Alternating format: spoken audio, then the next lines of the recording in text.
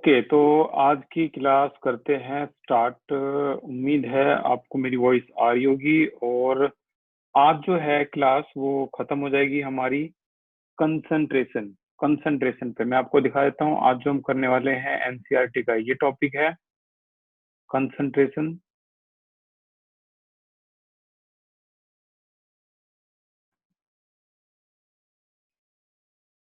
First chapter का जो topic है कंसंट्रेशन, ये देखो ये है आपका topic. Molarity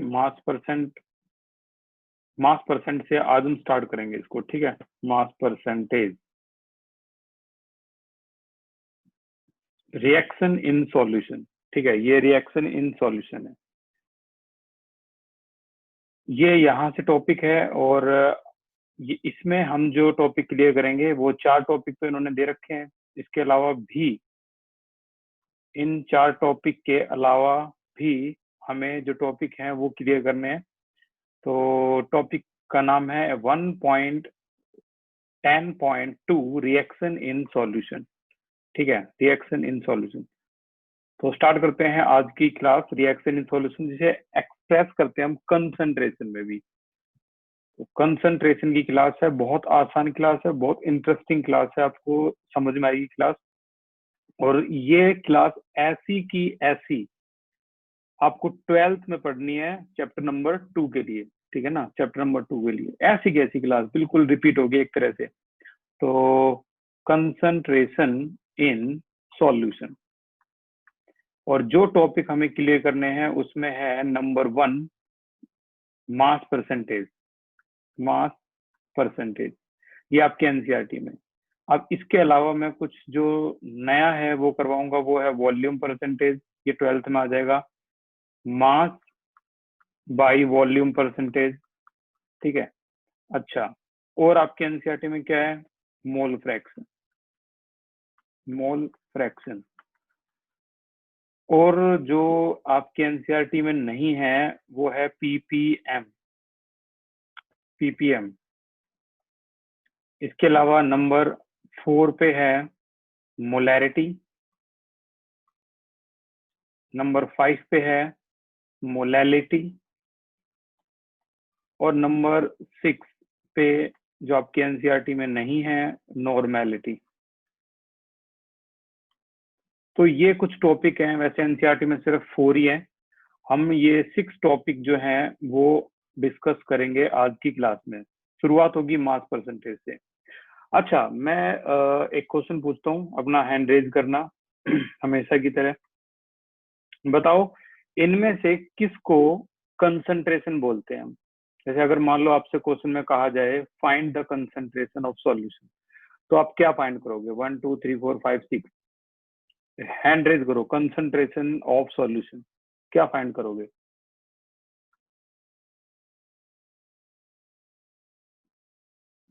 raise your hand. Yes Vikram बताइए। अपूर्वा बताइए। Mass by volume percentage. Mass by volume percentage. M बताइए। Sir molarity. एम कहीं हद तक ठीक है, मोलैरिटी मैं यही सुनना चाह रहा था। और तो सुनना जरा ध्यान से, ये आज भी 12th क्लास के बच्चों से भी अगर पूछ लिया जाए ना find the concentration of solution, तो आप इनमें से क्या फाइंड करेंगे? सभी बच्चे, मोस्टली बच्चे वो मोलैरिटी ही बोलेंगे। लेकिन जो सच्चाई है वो ये है कि कंसंट्रेशन जो होती है ना, वो इन पूरी की पूरी को बोलते हैं। 6 की 6 को कंसंट्रेशन बोल सकते हैं। कभी भी अगर वो कहेगा ना फाइंड द कंसंट्रेशन, वो हमेशा कुछ ना कुछ हिंट जरूर देगा जिससे आप इन 6 को डिस्टिंग्विश कर सकते हो। ये सारी कंसंट्रेशन होती है। अकेली मोलैरिटी तो चलो पॉपुलर है, क्योंकि मोलैरिटी इतनी पॉपुलर है कि आपकी 11th 12th में मोलैरिटी ही पूछी जाती है, तो इसीलिए ये इतनी पॉपुलर हो गई है कि कंसंट्रेशन में मोलैरिटी लिखते हैं। याद रखना कंसंट्रेशन कौन सी होती है? 6। ये 6 सारे सारे कंसंट्रेशन है। शुरुआत करते हैं नंबर 1, सबसे आसान टॉपिक, नाम है मास परसेंटेज, ठीक है। मास परसेंटेज होता क्या है? Mass percentage is equal to mass of one component component divided by mass of solution, मतलब दोनों कंपोनेंट मिला दो सॉल्यूशन इनटू में 100, इसे कहते हैं हम मास परसेंटेज। अब एग्जांपल में कई मेडिसिन आपने देखी होगी, क्रोसिन है, क्रोसिन के अंदर 2-3 सॉल्ट मिक्स होते हैं, पैरासीटामोल होता है, ठीक है, और उसके अंदर एक और सॉल्ट मिक्स कर देते हैं जिसे आइबुप्रोफेन कहते हैं, वो पेन के लिए होता है। जैसे डिटॉल, डिटॉल के अंदर भी कई कंपोनेंट होते हैं, ठीक है, जैसे टर्पिनियोल हो गया, क्लोरोक्सिलिनोल हो गया, ये डिटॉल के अंदर होते हैं। तो मास परसेंटेज में जैसे दवाइयों में चीजें डाली जाती है, बिल्कुल वैसे ही दोनों चीजें ग्राम में होंगी। जैसे एक छोटा सा example, 2 gram of glucose in 18 gram of sucrose. अब ये दोनों चीज ग्राम में है, ये भी ग्राम में है, ये भी ग्राम में। तो वो कह रहा है मास परसेंटेज निकाल के दिखाओ ग्लूकोज का। तो देखो मास परसेंटेज ऑफ ग्लूकोज कैसे निकालेंगे, मास ऑफ वन कंपोनेंट कितना 2, मास ऑफ सॉल्यूशन दोनों को मिक्स कर दो 2 + 18 20 इनटू में 100। तो आंसर क्या आ गया, आंसर आ गया आपका 10%। और हम जब भी 10% लिखेंगे तो यहाँ W/W लिखते हैं, इसका मतलब होता है वेट बाय वेट। कि मास परसेंटेज में हमेशा W/W। कई दवाइयां ऐसी आपने देखी होंगी, कभी भी देखना कोई भी टैबलेट देखना, उसके पीछे पढ़ना, सॉल्ट जो होंगे वो हमेशा किसमें दिखाई देंगे आपको, W/W, weight by weight, weight by weight, weight by weight, ठीक है ना। अच्छा, कोई लिक्विड सिरप लोगे तो वहां पर W/W की जगह क्या होगा, V/V, V/V, इस तरीके से वहां यूज होता है, ठीक है ना, वॉल्यूम बाय वॉल्यूम। तो ये था आपका मास परसेंटेज, बहुत आसान है। और पहले तो मैं सिर्फ बेसिक करवाऊंगा, फिर हम इसके न्यूमेरिकल पे अटैक करेंगे जो असली न्यूमेरिकल है। अगला इसी का ही एक कंपोनेंट है, इसलिए मैं बी लिख रहा हूँ, इसको नाम है वॉल्यूम परसेंटेज, ठीक है। ये सिरप के अंदर होता है, जितने भी कफ सिरप होती हैं, बेनेड्रिल होगी, कोरेक्स होगी, ठीक है, इन सभी के अंदर वॉल्यूम परसेंट हो गया, ठीक है। और भी कई जितने भी लिक्विड कंपोनेंट्स होते हैं उनमें वॉल्यूम परसेंट यूज होता है बड़ा सिंपल, क्या, volume of one component divided by volume of solution into 100, ठीक है। अब इसका एग्जांपल अगर मैं लूं तो एक है 4 ml of ethanol, 4 ml of ethanol in 36 ml of water. तो बताओ, अगर इतने ml इथेनॉल इतने ml पानी के अंदर है, आपकी लेबोरेटरी के अंदर 95% इथेनॉल होता है, उसे हम क्या कहते हैं, सैचुरेटेड अल्कोहल, ठीक है। तो 4 ml ethanol in 36 ml of water, जल्दी से वॉल्यूम परसेंट निकाल के दिखाओ इथेनॉल का कितना आया, raise your hand.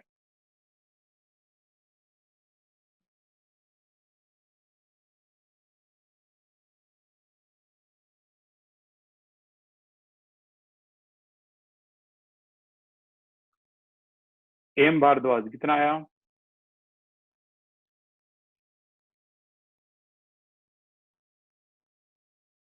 Very good, Still doing 1. कितना 1। ओम शुक्ला कितना आया, 10%। Very good. और सोहम आपका कितना आया, 10%. ओके। ईशा, ईशा के नाम से अगर आपने आईडी बनाई है तो आप अपना ना रियल नेम जो है वो यूज करना कल की क्लास से। तो करेक्ट आंसर है इसका भाई 10%। 10% वॉल्यूम बाय वॉल्यूम आ गया आंसर। निकालने का तरीका मैं बता देता हूँ, पहले म्यूट कर देता हूँ सभी को। हाँ, निकालने का जो तरीका है वो ये है, वॉल्यूम ऑफ वन कंपोनेंट है आपका 4 ml divide by total solution का कितना हो गया, 4 प्लस में 36 यानी 40 इनटू में 100। तो ये आ गया आपका कितना, 10% V/V। अब जिनकी जॉब कस्टम डिपार्टमेंट में लगती है, कस्टम डिपार्टमेंट वो डिपार्टमेंट होता है जो बाहर से आने वाले अल्कोहल यानी शराब को अपनी इंडिया में आने के लिए परमिशन देते हैं। तो वो इन चीजों की चेकिंग करते हैं, ठीक है ना। अब आप फर्स्ट ईयर या सेकंड ईयर में जाओगे तो वहां पर एक चैप्टर होगा, उसका नाम है बीवर्स। बीवर्स का मतलब पेय पदार्थ जो हम पीते हैं। तो उसके अंदर जो अल्कोहल है वो दिखाया गया है।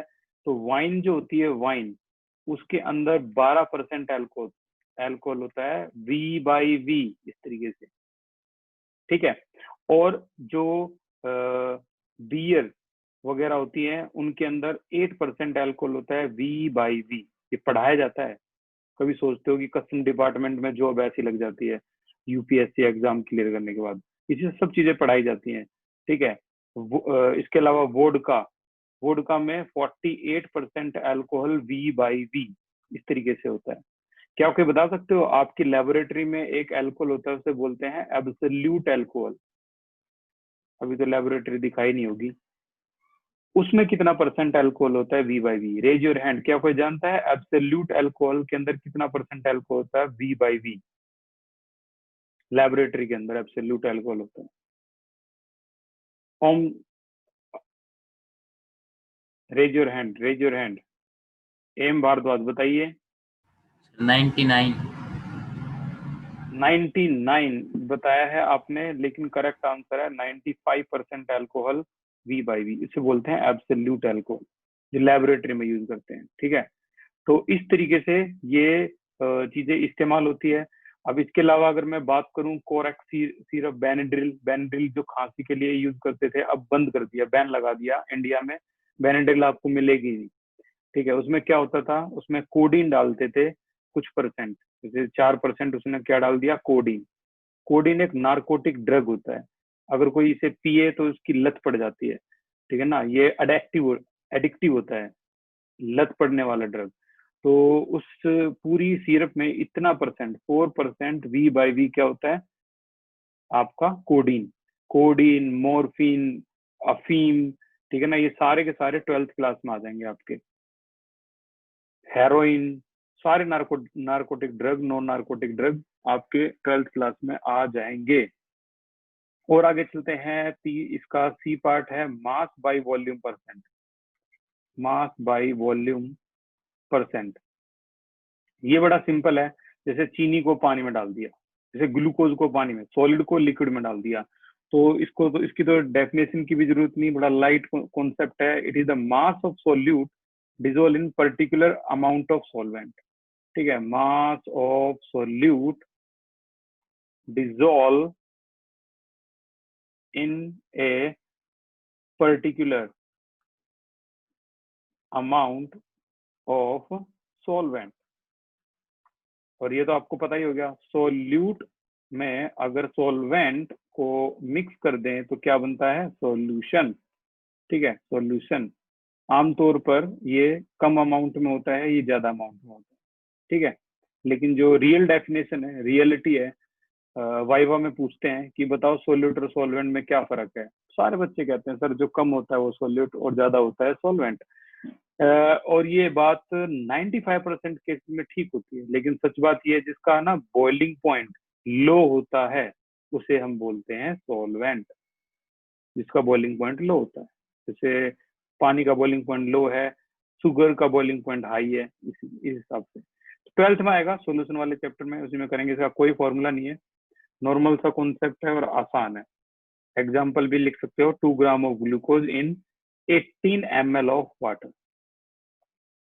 ओके, अब आते हैं हम थोड़े से और इम्पोर्टेंट कॉन्सेप्ट की तरफ, जिसका नाम है मोल फ्रैक्शन। इसकी डेफिनेशन पूछी जा चुकी है केंद्रीय विद्यालय में। इसको एक्स से रिप्रेजेंट करते हैं मोल फ्रैक्शन को। होता क्या है, जैसे दो कंपोनेंट है ए और बी, ठीक है। ए का अगर मोल फ्रैक्शन निकालना है तो number of mole of A upon number of mole of A plus number of mole of B.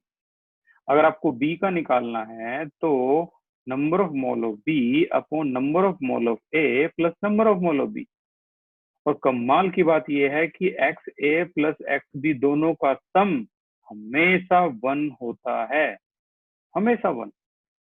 तो चलो बताओ, अगर मोल फ्रैक्शन ऑफ ए आपका कितना दे दिया जाए, 0.4 दे दिया जाए, तो बताओ मोल फ्रैक्शन ऑफ बी क्या आएगा? Raise your hand.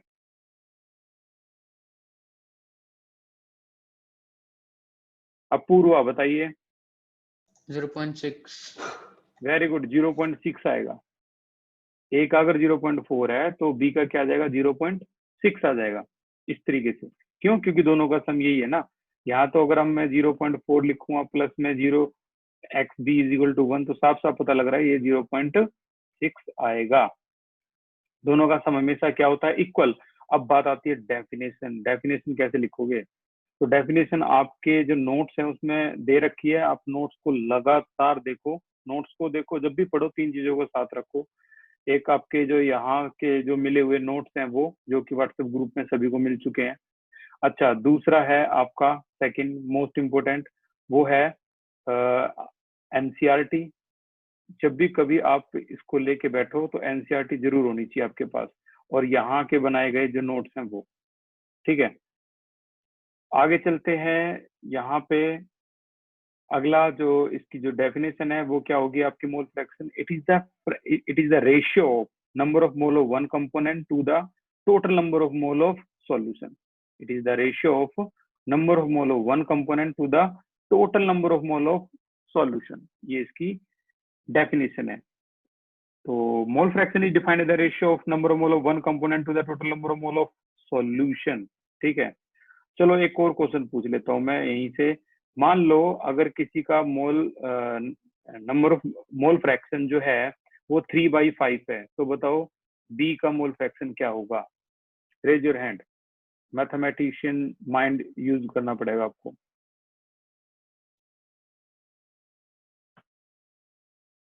Vikram very good, बताइए। 2/5 सर। 2/5 वेरी गुड, ये करेक्ट आंसर है भाई, 2/5। अब देख लो जितने बच्चों को ये चीजें पहले से पता ही, सिर्फ मैथमेटिक्स और कुछ नहीं है। 5 में से 3 को माइनस कर दिया, क्या आ गया, 2/5, खत्म। चलो, एक का मोल फ्रैक्शन जो है वो 2/7 है, तो बी का मोल फ्रैक्शन बताओ क्या होगा? Raise your hand.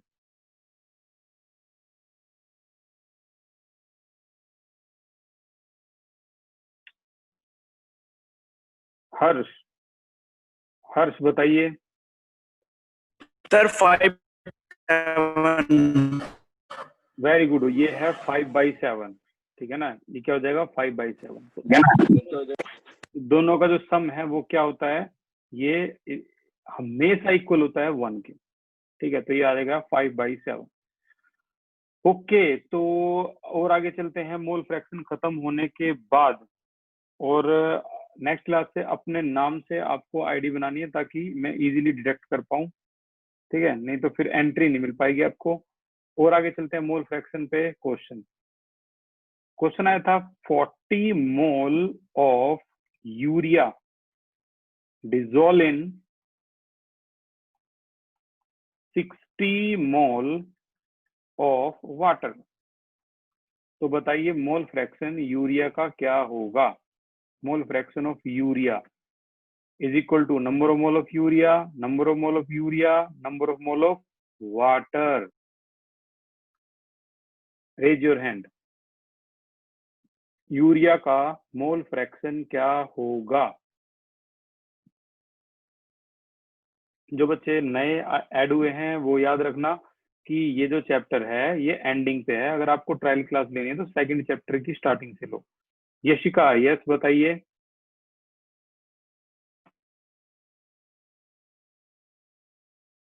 Yashika. Sir 0.4।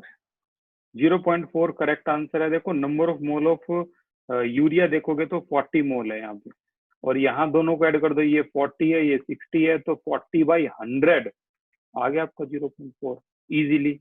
Mole fraction urea का अगर ये है तो मोल फ्रैक्शन वाटर का क्या होगा? 0.6 होगा। ठीक है ना, माइनस कर देंगे। तो ये भी होता है खत्म। और आगे चलते हैं हम। अब क्या करोगे आप? इस वाले केस को थोड़ा सा सोल्व करके दिखाना है आपको, थोड़ा सी मेहनत करो। अब क्या करते हैं आप? 40 gram of urea in 60 gram of water. अब की बारी है ग्राम में। स्टार्ट करो और बताओ आंसर क्या आया। चाहे तो आप कैलकुलेटर का भी यूज कर सकते हो। अब मुझे मोल फ्रैक्शन बताओ यूरिया का क्या होगा। फॉर्मूला तो अब आपको पता है, number of mole of urea, number of mole of urea plus number of mole of water.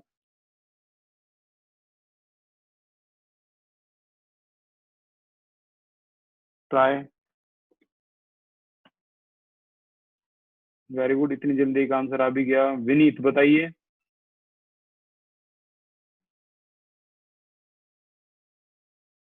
Vineet बताइए।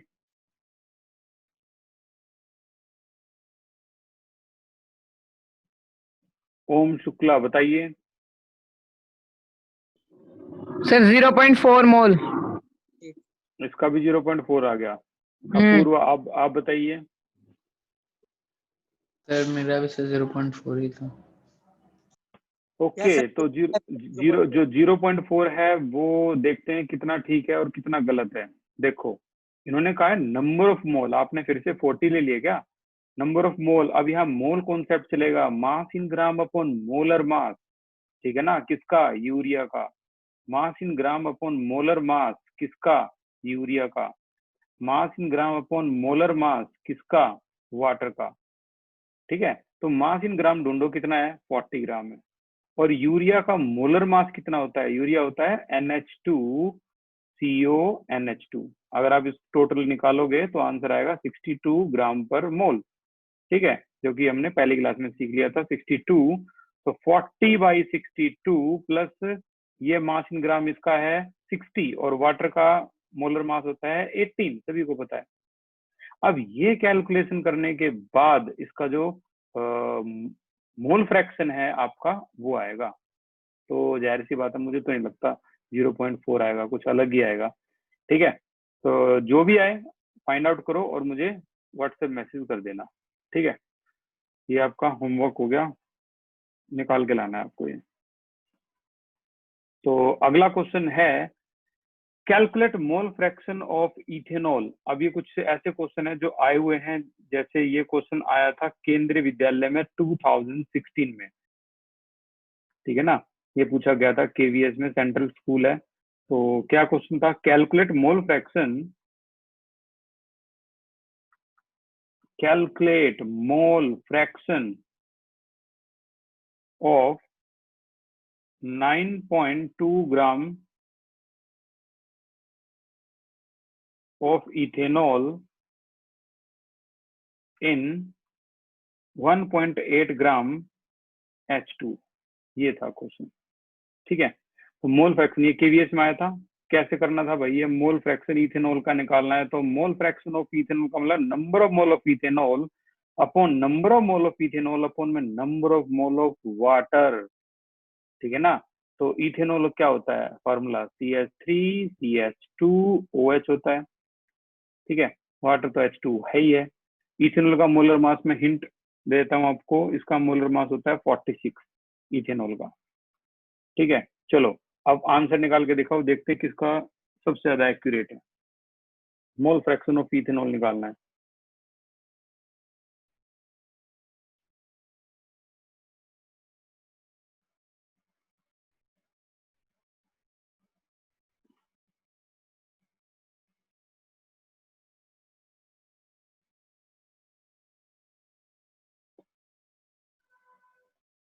ठीक है, अपूर्व पहले का आंसर तो आ गया, अब इसका निकालो।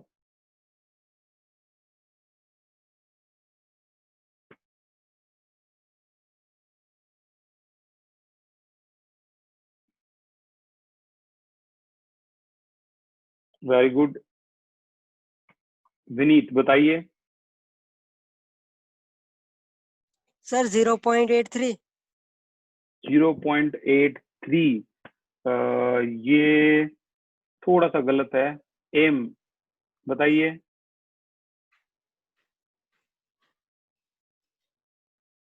सर 33.83। 33.83 नहीं भाई, वैसे दिमाग अच्छा लगाया लेकिन थोड़ा सा गलत है। सोहम शर्मा बताइए। सर 0.667। वेरी गुड, ये करेक्ट आंसर है। यशिका आप बताइए, आपका क्या आया था?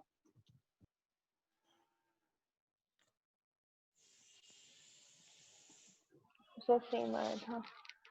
ओके, तो अब जो ये है करने का जो तरीका है वो number of mole of ethanol. अगर आप यहाँ पर मास इन ग्राम और मोलर मास लिखते हो, देखो मास इन ग्राम मोलर मास ये होता है number of mole, this is mole concept ethanol के लिए। और यहाँ फिर से मास इन ग्राम मोलर मास, और ये इथेनॉल के लिए प्लस मास इन ग्राम मोलर मास, ये है आपका W यानी वाटर के लिए। तो सभी वैल्यू अगर मैं लिखूं तो यहाँ मास इन ग्राम 9.2 है, ठीक है। तो ये 9.2 डिवाइड बाई 46 मैंने बता ही दिया है, whole value 9.2 divide by 46 plus में मास इन ग्राम इसका होता है 1.8 डिवाइडेड बाई कितना आपका आ गया यहाँ 18। तो वही है, आपको पॉइंट काटो यहाँ पर 10 आ जाएगा, ठीक है। यहाँ पॉइंट काट दो, यहाँ भी 10 आ जाएगा। और एक बात और भी आसान सी है, 18 से यहाँ भी पॉइंट काट दो, ये भी 10 ही आ जाएगा, ठीक है। तो ये 18 से 18 46, ये 2 से कैंसिल आउट, ये भी 2 से कैंसिल आउट, 2/10 2/10 0.2 होता है, तो ऊपर आ गया 0.2। नीचे देखो 0.2 0.1 तो 0.3 पॉइंट कैंसिल आउट, क्या 2/3 लिख के छोड़ दो, ये भी करेक्ट है। पूरा डिवाइड करोगे तो मोल फ्रैक्शन ऑफ इथेनॉल जो आएगा वो आ जाएगा आपका 0.66 करके, ठीक है। 0.66 करके ये आपका आंसर आ जाएगा।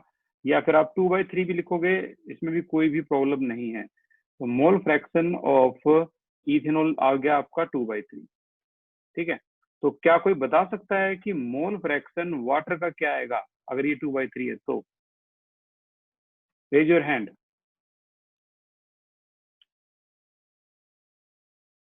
हर्ष बताइए। 1/3। वेरी गुड, ये 1/3 आ गया, खत्म, ये 1/3 हो गया। देखो कई बच्चे ये सोच रहे होंगे कि यार ये कैसे एकदम से बोल देते हैं। 2/3 दोनों का मोल फ्रैक्शन का जो सम होता है, दोनों का मोल फ्रैक्शन का सम होता है वो 1 ही तो होता है यार। अगर एक 2/3 है तो दूसरा क्या होगा?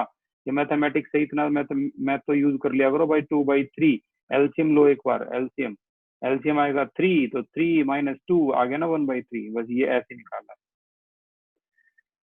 ठीक है। तो ये मोल फ्रैक्शन से और आगे कहानी को प्रोसीड करते हैं। मोल फ्रैक्शन होने के बाद अब एक बहुत कमाल का टॉपिक है जो 12th क्लास में भी पूरे अपने जोर शोर से पूछा जाता है, ये ppm. This is called parts पर मिलियन, पार्ट्स पर मिलियन, ठीक है। तो पार्ट्स पर मिलियन में पीपीएम में जैसे 1 मिलियन कितना होता है 10⁶। तो कोई बता सकता है 1 बिलियन कितना होता है? Raise your hand. शशांक बताइए। 100 करोड़ होता है सर। नहीं 10 की 100 पावर करोड़। बताइए। बिल्कुल 9 10 की power 9। Very good very good, ये करेक्ट है, 10 की पावर 9, ठीक है। 100 करोड़ बिल्कुल ठीक बताया, जैसे भी दिमाग लगाया बहुत बढ़िया लगाया। और अगर मैं आपसे कहूँ पूरे वर्ल्ड की पॉपुलेशन कितनी है तो 7.5 बिलियन, बस इतना लिखना एक्यूरेट होता है। हमारी इंडियन लैंग्वेज में हम इसको बोलेंगे 750 करोड़, 750 करोड़। बाकी जो यूएस वगैरह में यूज करते हैं वो 7.5 बी, खत्म, बी का मतलब बिलियन। इसी तरह से अगर मैं 1T की बात करूं तो ये ट्रिलियन होता है, ट्रिलियन, जो कि 10 की पावर 12 होता है, ठीक है। तो बिलियन, मिलियन, ट्रिलियन, बस इतना ही आपका यूज होगा 12th क्लास तक। पीपीबी भी आएगा आपके 11th में आएगा, ठीक है। तो ये 10 की पावर 9 जो है वो बिलियन को रिप्रेजेंट करता है। और मैंने कुछ जो पहले स्टूडेंट थे उनको ही बताया था, वैसे ही अब जैसे पूर्वा आया, पूर्वा को पता होगा शायद इसके बारे में। फिर भी जो नए स्टूडेंट है मैं इनसे पूछना चाहता हूँ, 7.5 बिलियन यूट्यूब पे देखा गया वो सॉन्ग बताइए जो सबसे ज्यादा व्यूज ले रखे हैं अब तक का रिकॉर्ड है उसका। Raise your hand. यूट्यूब पे टॉप वीडियो अब तक की। अपूर्वा आपको तो पता ही है, खैर। शशांक बताइए।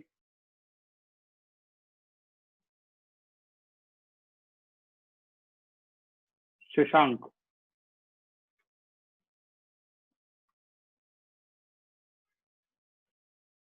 विनीत बताइए। Sir Despacito. वेरी गुड भाई, डेस्पेसिटो करेक्ट आंसर है। ये तकरीबन तकरीबन तकरीबन तकरीबन अगर मैं गलत नहीं हूँ तो 6.9 बिलियन लोगों ने ये सॉन्ग देख चुके हैं। राइट अब सर। अंदाजा लगाओ, पूरा वर्ल्ड 7.5 बिलियन है, तकरीबन तकरीबन 7 बिलियन लोग इसे देख चुके हैं, डेस्पेसिटो। ठीक है ना, तो ये एक बड़ी बात है। छोटा सा मैं अपनी इंडिया के बारे में पूछूंगा, क्योंकि हमारी इंडिया में भी अभी हाल ही में 1 बिलियन क्रॉस हुआ है। तो बताइए, इंडिया का वो यूट्यूब का गाना जो 1 बिलियन क्रॉस हो चुका है अभी हाल ही में, इतने सालों बाद अब हम आए हैं 1 बिलियन पे। हमारा भी एक गाना है जो क्रॉस कर गया, जैसे 2 शायद क्रॉस कर गए हैं। शशांक बताइए।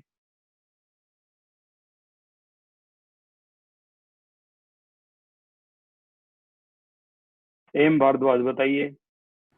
सर पंजाबी सॉन्ग लॉन्ग लाची बोला। क्या बात है, बिल्कुल सही है। और एक शायद शायद मेरे को भी ये कंफर्म नहीं है, एक हनुमान चालीसा जो है वो भी इतनी पॉपुलर है। हमारी इंडिया की पॉपुलेशन अगर देखा जाए तो 1.5 बिलियन, रफली मैं लिख रहा हूँ 1.5 बिलियन है, जिसमें से हनुमान चालीसा और वो लॉन्ग लाइची का जो गाना है वो 1 बिलियन लोगों ने देख लिया। तो ये बहुत बड़ी बात है कुल मिला के। More than half population have seen. तो कुल मिला के अब आप जब पीपीएम को समझोगे ना तो आपको पीपीएन बड़ा आसान लगेगा। ये होता है आपका पार्ट पर मिलियन, पार्ट्स पर मिलियन। तो पार्ट्स पर मिलियन में अब जैसे आपको अभी तक हमने परसेंटेज के बारे में बिल्कुल डिटेल में पढ़ा। अब इसमें मान लो जब सोल्यूट की अमाउंट सॉल्वेंट की अमाउंट से कुछ ज्यादा ही कम हो, मतलब सोल्यूट चुटकी भर और सॉल्वेंट पूरा एक बाल्टी भर के, समझ रहे हो ना। सोल्यूट चुटकी भर का मतलब वेरी माइन्यूट, और सॉल्वेंट कितना है, पूरा बाल्टी। तो हम क्या करते हैं, क्या उसमें हम परसेंटेज निकालेंगे क्या? मतलब आप अंदाजा लगाओ, आपने एक चम्मच पानी को, आधी चम्मच पानी को, सॉरी, एक चम्मच अल्कोहल को, ठीक है, एक बाल्टी पानी में डाल दिया। तो अल्कोहल की अमाउंट कम है, वाटर की अमाउंट बहुत ज्यादा है। तो इस केसेस में हम यूज क्या करेंगे, क्या परसेंटेज यूज करेंगे क्या? चलो देखते हैं। मान लो साइंटिस्ट क्या गए, एक गांव में गए और उन्होंने एक नदी के पानी का सैंपल लिया, 1 लीटर पानी भर लिया उन्होंने नदी का और लेबोरेटरी में ले गए, और उन्होंने ये पाया कि उस नदी के अंदर 0.03 ग्राम क्लोरीन पाया गया है उस नदी के पानी में, इन 1 kg वाटर। 1 kg वाटर मान लिया। तो जैसा कि आप देख पा रहे हो यार, 1 kg 1000 ग्राम होता है, ठीक है। और क्लोरीन जो है वो 1 ग्राम भी नहीं है इसके कंपैरिजन में, 0.03 ग्राम, यानी बहुत कम है। तो आप क्या करोगे, क्या इसकी मास परसेंटेज निकालोगे क्या? मास परसेंटेज क्या होता है, मास ऑफ वन कंपोनेंट। एक मिनट भाई, जब मैं समझा रहा हूँ मैं पूछता हूँ अभी शशांक आपसे, पहले मैं इसको क्लियर करता हूँ। मास परसेंटेज निकालेंगे तो कैसे, मास ऑफ वन कंपोनेंट, हमें क्लोरीन की मात्रा निकालनी है, divide by mass of water कितना है। मास ऑफ वाटर, मैं कह रहा हूँ मास ऑफ वाटर लिखना तो खैर थोड़ा सा गलत ही होगा, मैं मास ऑफ वाटर की जगह नदी का पानी लिख रहा हूँ, और नदी के पानी को मैं क्या मान रहा हूँ, सॉल्यूशन। 1 kg हम सॉल्यूशन लेके आए लेबोरेटरी में, ठीक है। तो उसके अंदर, इतने सॉल्यूशन के अंदर रिवर वाटर लिख दे तो ये भी अच्छा है, रिवर वाटर भी सही था सॉल्यूशन की जगह। तो वो सॉल्यूशन माना जाएगा, तो उसको हम क्या लिखेंगे, 10 की पावर, इसको भी ग्राम में कन्वर्ट कर रहा हूँ मैं, 10 की पावर 3 ग्राम, और इनटू में परसेंटेज की जगह क्या लगाते हैं, 100। तो देखो यहाँ पर सोल्यूट जो था वो इतना कम था कि हमारी परसेंटेज क्या आई है, 0.0003% ये आई है, ठीक है। यानी आपकी परसेंटेज इतनी कम आई है कि आपको साइंटिफिक नोटेशन में भी अगर आप लिखो तो इतनी कम रिप्रेजेंट करनी पड़ रही है। और परसेंटेज का ना एक खूबसूरती जो होती है, जैसे मैं आपसे कहूँ आपके कितने परसेंट नंबर है, तो खूबसूरती यही बोलती है कि भाई मेरे आए 74%, यानी आप 100 के बीच में चीजों को बोल रहे हैं। अच्छा, उसके एक बच्चा है जो बहुत कम पढ़ता है, उसके कितने परसेंट नंबर आए? तो उसके 3% नंबर आए हैं, यानी बिल्कुल नहीं पढ़ा वो। आ रहा ना 1 to 100 के बीच में, ये खूबसूरती है परसेंटेज की। लेकिन ये क्या मतलब हुआ? आप पूछ रहे हो कि कितने मार्क्स आए हैं, तो आप ये बता रहे हो 0.300003%। नहीं, जब सोल्यूट की अमाउंट सॉल्यूशन के कंपैरिजन में बहुत माइन्यूट होती है तो हम परसेंटेज की जगह क्या इस्तेमाल करते हैं? Ppm. This is the accurate process, ppm. अब देखो पीपीएम निकालोगे तो क्या मतलब निकलेगा इसका। पीपीएम का फॉर्मूला होता है PPM is equal to mass of one component divided by mass of solution into में 10⁻⁶ पीपीएम, ठीक है ना, million. Mass of one component 0.003, mass of solution 10⁻³ into में 10⁻⁶। तो देखो कैंसिल करो, आगे ना 10⁻³ मल्टीप्लाई करो, आंसर है 3 पीपीएम।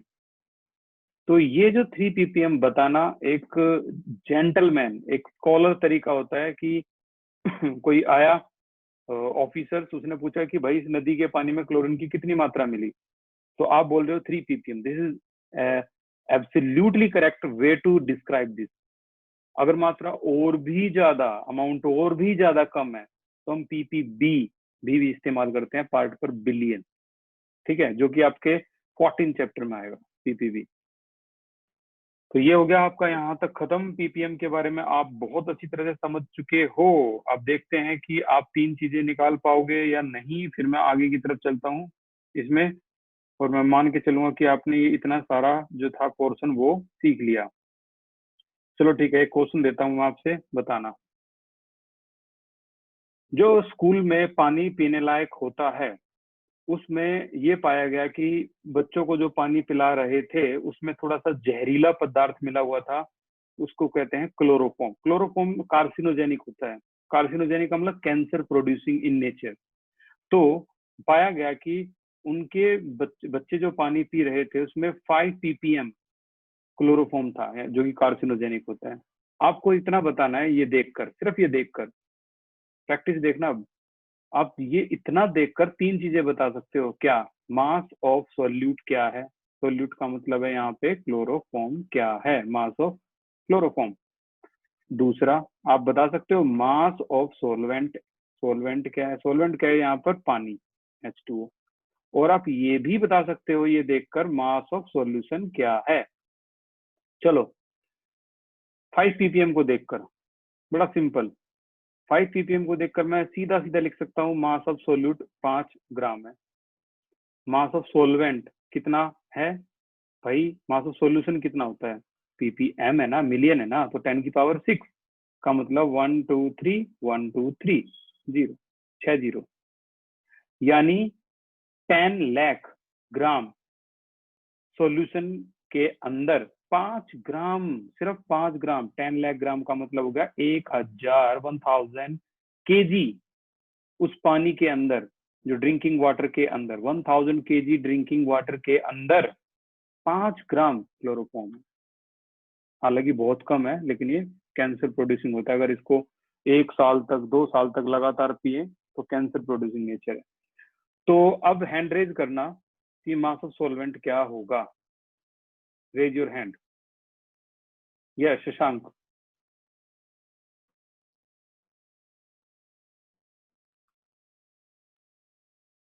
यस ओम। सर 5 बार 9 और 1 बार 5 है।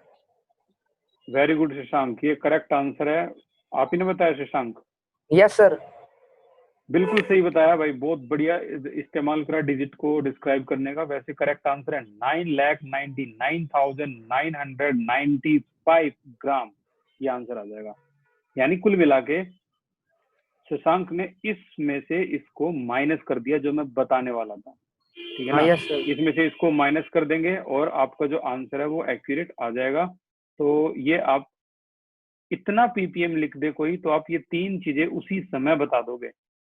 और ये 3 चीजें पता लगने का मतलब है बहुत सा डाटा आ गया। अब तो आप यार बहुत क्वेश्चन को आराम से सॉल्व करते हुए। तो ये था आपका पीपीएम, उम्मीद है समझ में आ गया होगा। मैं फिर से एक बार रिपीट कर देता हूँ, मास परसेंटेज तब इस्तेमाल करते हैं जब सॉल्यूट की अमाउंट ज्यादा कम ना हो। पीपीएम तब इस्तेमाल करते हैं जब सॉल्यूट की अमाउंट सॉल्वेंट के कंपैरिजन में बहुत ज्यादा कम हो, ठीक है ना, तब हम इसका इस्तेमाल करते हैं। ओके, तो आज की क्लास में सिर्फ मैं कॉन्सेप्ट बताऊंगा और कल की क्लास में इस पे न्यूमेरिकल होंगे, तो भाई मिस मत कर देना मोलैरिटी मोलैलिटी के जो न्यूमेरिकल हैं उनको, ठीक है। तो आज जो स्टार्ट होने जा रहा है वो बहुत खास है, इसकी जितनी तारीफ कर लो उतनी कम है। चाहे आपका वाइवा हो, चाहे आपका स्कूल में एग्जाम हो, फाइनल एग्जाम हो, मोलैरिटी जो कि रिप्रेजेंट होता है कैपिटल एम, मोलैलिटी जो कि रिप्रेजेंट होता है स्मॉल एम, बहुत ज्यादा इंपॉर्टेंट। स्मॉल एम को मास इन ग्राम भी बोलते हैं, बट मोलैलिटी के केस में बड़े आराम से दिखाई देता है मोलैलिटी स्मॉल एम है तो, मोलैलिटी कैपिटल एम है तो।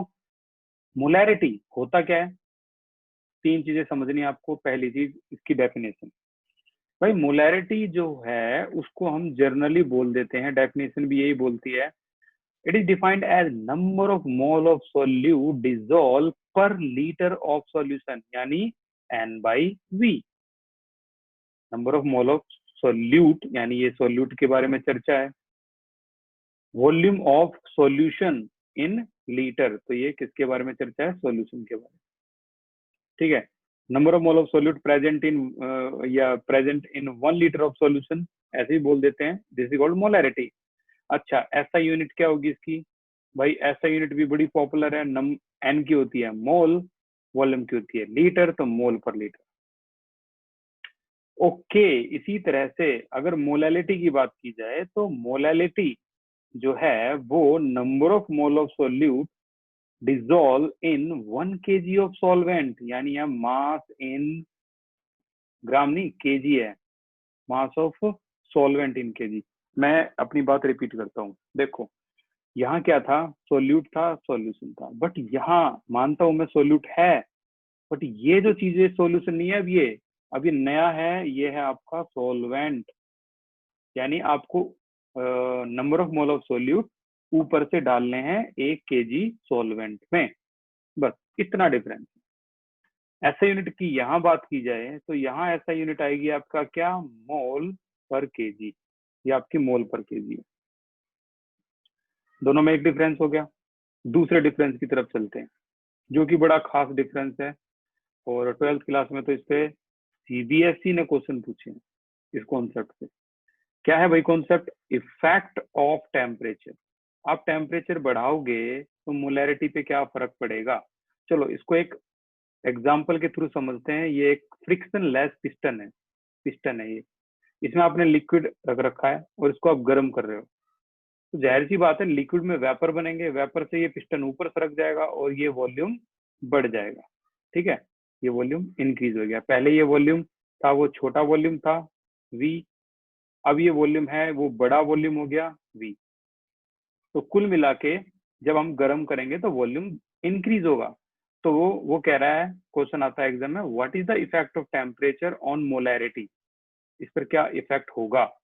तो हम क्या लिखेंगे, देखो वॉल्यूम इंक्रीज हो गया, अब बताओ वॉल्यूम के इंक्रीज होने पर मोलैरिटी का क्या होगा, इस मोलैरिटी का क्या होगा, रेज योर हैंड। अगर वॉल्यूम बढ़ रहा है तो मोलैरिटी क्या होगी, यस मिस्टर हर्ष बताइए। कम होगी। वेरी गुड, तो आंसर आता है हमारा यहाँ पर कि molarity decrease with rise of temperature because molarity is temperature dependent, ठीक है ना। ये जो रीजन मैं बोल रहा हूँ ना, ये एग्जाम में लिखने का होता है, because molarity is temperature dependent। अब आप सोचोगे सर ये इतनी जल्दी जल्दी आप बोल रहे हो, आधी अधूरी डेफिनेशन है। भाई आपके पास टॉपर के नोट्स हैं, ठीक है ना, उसने ये सारी चीजें बड़े अच्छी तरीके से बनाई है और 97 मार्क्स लिए हैं, वो भी 11th में। आपको अंदाजा लग जाएगा कि ये कितना मुश्किल है, 1-2 बार एग्जाम दोगे तो। इफेक्ट ऑफ टेम्परेचर देखते हैं मोलैलिटी में, ठीक है।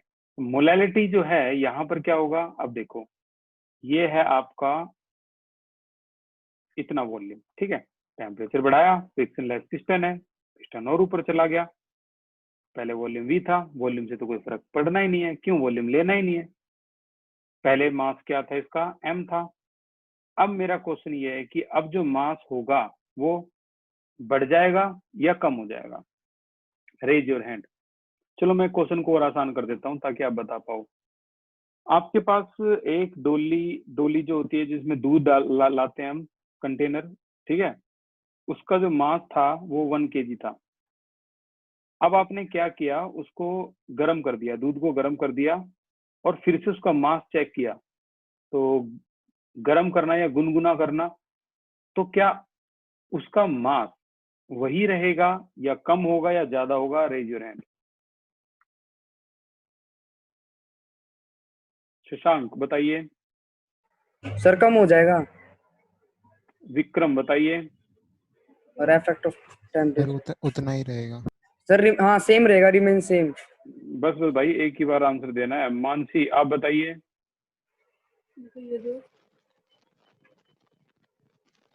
बताइए।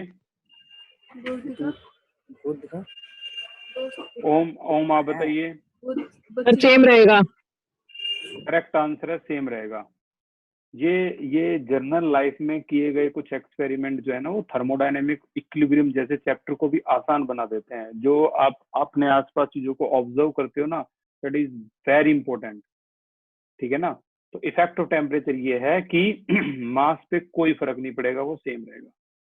तो जब मास ही सेम है तो मोलैरिटी क्या होगी, वो भी सेम होगी, बिल्कुल मोलैरिटी भी बिल्कुल एज इट इज रहेगी।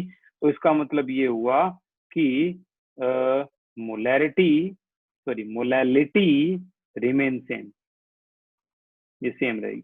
वो कहेगा क्यों भाई, रीजन क्या है, because molality is temperature independent,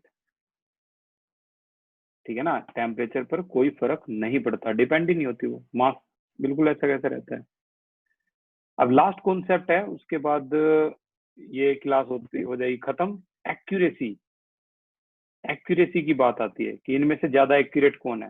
question आता है, बड़ा पॉपुलर है, 12th का भी है, 11th का भी है। 1 कैपिटल M, 1 स्मॉल m, ज्यादा हाई कंसंट्रेशन तो चलो अलग चीज है। क्वेश्चन पूछते हैं मोलैरिटी और मोलैलिटी में से ज्यादा एक्यूरेट कौन सा होता है। अब देखो, रूम टेम्परेचर आमतौर पर कितना माना जाता है, 25 डिग्री सेल्सियस। अब आप सोचो, आप एक एक्सपेरिमेंट कर रहे हो अपने केमिस्ट्री की लैब में जनवरी में। जनवरी यार ऐसा महीना इंडिया के अंदर, दिल्ली के अंदर, जहां पर टेम्परेचर आपका 8 डिग्री 6 डिग्री भी होता है, 6 डिग्री भी होता है। और फिर एक्सपेरिमेंट कर रहे हो, वही एक्सपेरिमेंट जून में कर रहे हो, जून में यही टेम्परेचर 38 डिग्री। तो यार कितना फर्क हो गया। यानी टेम्परेचर बढ़ने पर जो वॉल्यूम है वो तो क्या हो जाएगा, इंक्रीज हो जाएगा। तो ये तो रीडिंग जनवरी में अलग आएगी, जून में अलग आएगी, इसीलिए इसको एक्यूरेट नहीं माना जाता। Molarity is not accurate.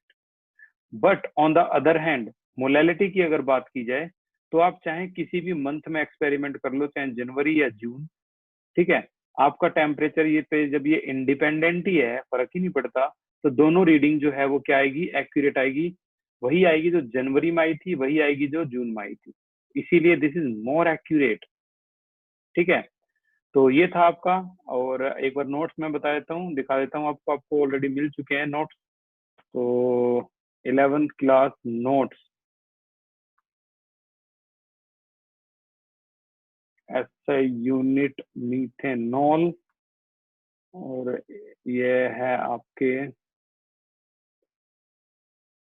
चलो ये तो चैप्टर नंबर 6 के नोट है, चैप्टर नंबर, ठीक है, ये 5 के हैं। उम्मीद है इसके भी जरूर होंगे, नहीं होंगे तो फिर मैं अगली क्लास में आपको रिप्रेजेंट करता हूँ इनको। लास्ट के फर्स्ट चैप्टर में इससे रिलेटेड कोई नोट्स मैंने आपको आई थिंक अभी तक तो नहीं दिखाया है। चलो ठीक है, ऐसे आपको नोट्स जो हैं वो उसमें सारी चीजें ऐसी की ऐसी दिखाई देगी जैसी मैंने आपको यहाँ दिखाई है। ये सारे नोट्स जो हैं वो आपके पास ऑलरेडी हैं व्हाट्सएप में। तो आपको वहां पर अंडरलाइन वगैरह करनी है, ठीक है, और सारे के सारे जो नोट्स हैं वो कॉपी करने हैं। और अगर आप इसके नोट्स की सॉफ्ट कॉपी चाहते हो, सॉफ्ट कॉपी तो यही होगी, हार्ड कॉपी इसकी नहीं मिल पाएगी। इसके जो लास्ट ईयर के पेपर हैं वो हार्ड कॉपी मिल सकती है, आप चाहो तो जो ऑफिस है सेंटर पे जाके आप ले सकते हो फर्स्ट चैप्टर की हार्ड कॉपी। नोट्स की तो नहीं मिल पाएगी, नोट्स तो ऐसे ही मिलेंगे आपको। तो आज की क्लास यहीं तक थी। Thank you so much for the class. अगली क्लास में मिलते हैं हम मोलैरिटी और मोलैलिटी के न्यूमेरिकल पे, बहुत खास न्यूमेरिकल